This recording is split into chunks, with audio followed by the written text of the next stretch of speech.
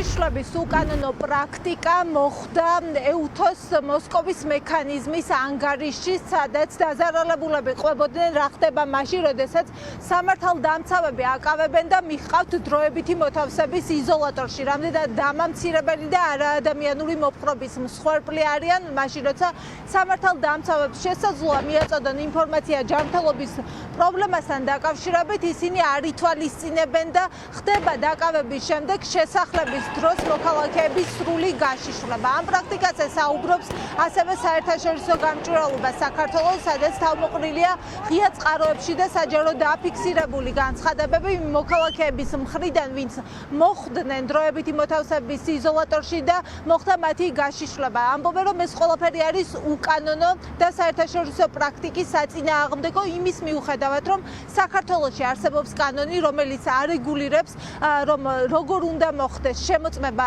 დროებითი მოთავსების იზოლატორში მოხვედრილი პირების. ამ შემთხვევაში სამართალდამცავები კანონს არღვევენ, როდესაც მოქალაქეებს აიძულებენ, რომ სრულად გაშიშვლდნენ და ასე მოხდეს მათი შემოწმება. პრაქტიკა რაც ნახეთ და შევისწავლეთ არის ის, რომ დაკავების შემდეგ ჩხრეკის დროს, თუმცა ერთი შემთხვევა იყო, როდესაც დაკავებულიც არ იყო ადამიანი და უბრალოდ მის სახლის ჩხრეკა მიმდინარეობდა და მაგ დროს მოთხოვეს გაშიშვლება და ბუქნების გაკეთება, თხოვენ სრულ გაშიშვლებას, როგორც წესი და გარკვეულ შემთხვევებში თხოვენ ასევე ბუქნების გაკეთებას და რაც ასევე ძალიან მძიმე არის, ეს ხდება დამამცირებელი რეპლიკების ფონზე.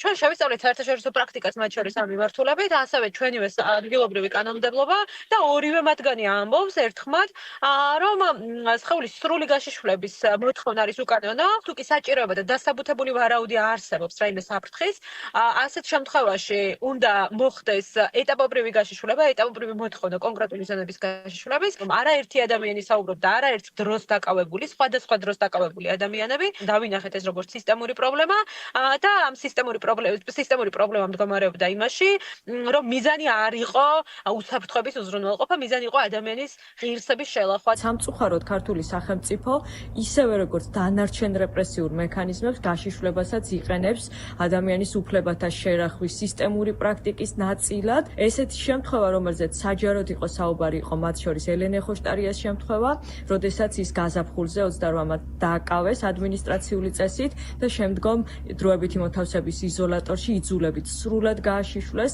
და შიშველს სხეულზე მეტალოდეტექტორის გამოყენებით მოხდა მისი შემოწმება, რაც არის უკანონო პრაქტიკის გაგრძელება და სამწუხაროდ არის ადამიანის უფლებების დარღვევა.